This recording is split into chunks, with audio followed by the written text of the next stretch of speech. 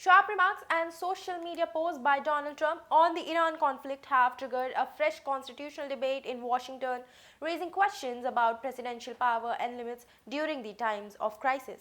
Hello, I'm Asha, and this is a developing international story where political tensions in USA are now shifting from rhetoric to constitutional action. As lawmakers debate how far a president can go when it comes to military threats and decision making. The controversy began after a series of strong public statements, including a post on Easter Sunday where Donald Trump warned of severe consequences for Iran if tensions in the Strait of Hormuz continues. His language, which included direct reference to targeting infrastructure, drew sharp reaction from several lawmakers. Among those responding was Chris Murphy, who questioned the tone and intent of the statement, arguing such rhetoric raises concern about decision making at the highest level, especially when it involves a nuclear capable military. This reaction has brought the 25th Amendment to USA Constitution back into discussion.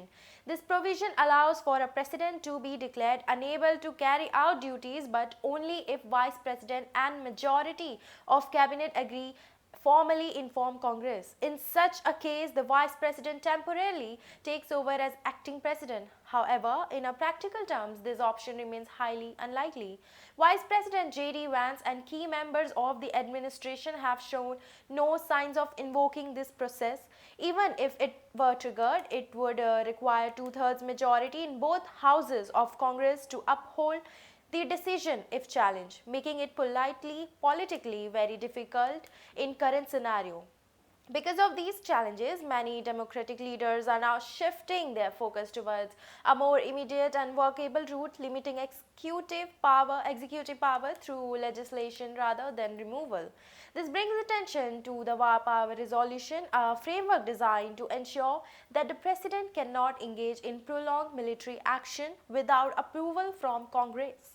Lawmakers are now pushing for stricter enforcement and possible updates to ensure that any major military steps, especially those involving civilian infrastructure, require clear congressional backing. Another key strategy being discussed is the use of funding control. Since the administration has sought large defense budget, lawmakers are exploring ways to attach conditions to the funding, effectively restricting how and where military force can be used. The debate is also being framed through the lens of international law, with some leaders arguing that even strong rhetoric must remain within legal boundaries, especially when it comes to the potential civilian impact. For now, tensions have slightly erased after a temporary 2-week ceasefire was announced on April 7th. But the larger constitutional question remains unresolved. The situation highlights a key issue in modern governance: how to balance executive authority in times of conflict with the institutional checks from Congress. It also shows that while removal of sitting president is extremely difficult, legislative tools still play a crucial role in shaping national security decisions. As discussion continue in Washington, the focus is likely to remain on defining clear limits while managing an evolving international situation. With this update, I'm Asha, you're watching NewsX. For more such videos, subscribe to the NewsX YouTube channel, hit the bell icon.